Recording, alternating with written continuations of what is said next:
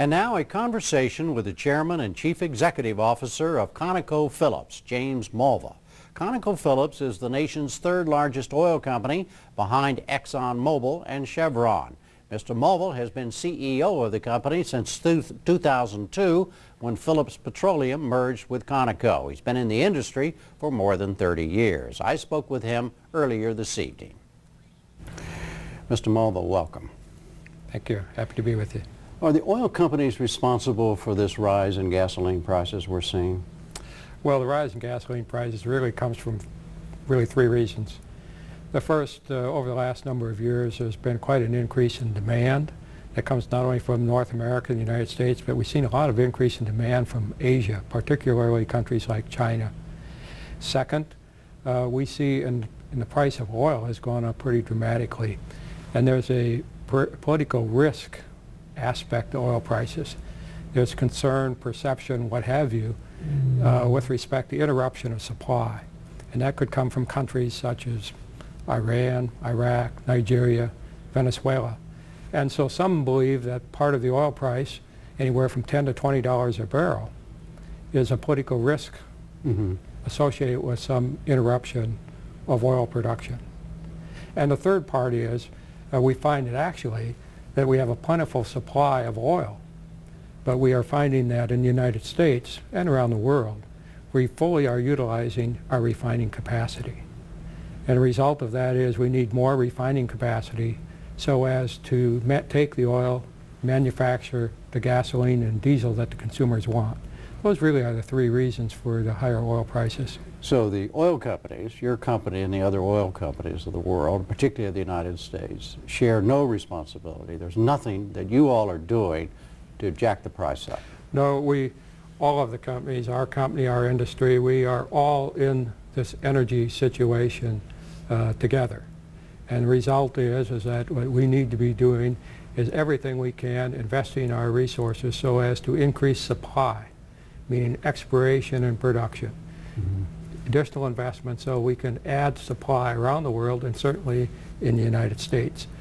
There's a poll, CBS News had a poll that was out yesterday, and they had asked Americans whether or not they believe the oil companies were responsible for the rise in gasoline prices.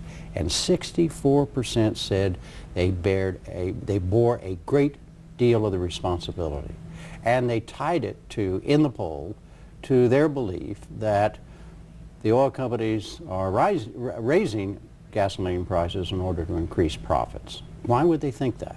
Well, I certainly understand the concern, and it's very important for individuals like myself and our industry to meet with yourself and with the media so as to better explain certainly the situation. One of the things that I would like to point out is that over a very long period of time, you can see that the price of gasoline moves almost nearly 90% with the movement in oil prices. And so therefore, as we see oil prices go up and down, it certainly directly translates into the price of gasoline at the pump. So the crude oil price, when it goes up to say $75 a barrel or whatever it is, people should expect the price of gasoline to go up accordingly. Yes, that is true. And if my earlier comment was that if we look at $75 oil price, there's about 10 or 20%, or $10 or $20 in that oil price. It's associated with, you might call it, political risk.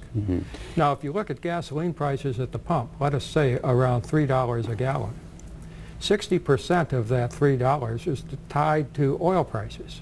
So if you take $3 gasoline price at the pump, that is $1.80.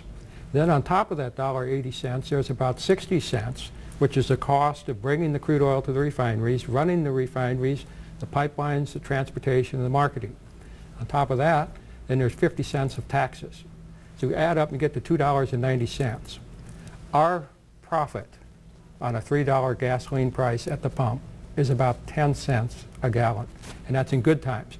In times when the price is lower or there's more supply, then the price is less than 10 cents. Well, then why are your profits going up? And direct, almost in parallel with the rise in gasoline prices. Well, I would say our company operates in 45 different countries around the world. And about 2/3 of our business is tied to what we call exploration and production. And about 1/3 of our business is in the refining and marketing side of the business. The refining and marketing side of the business historically has a lower return.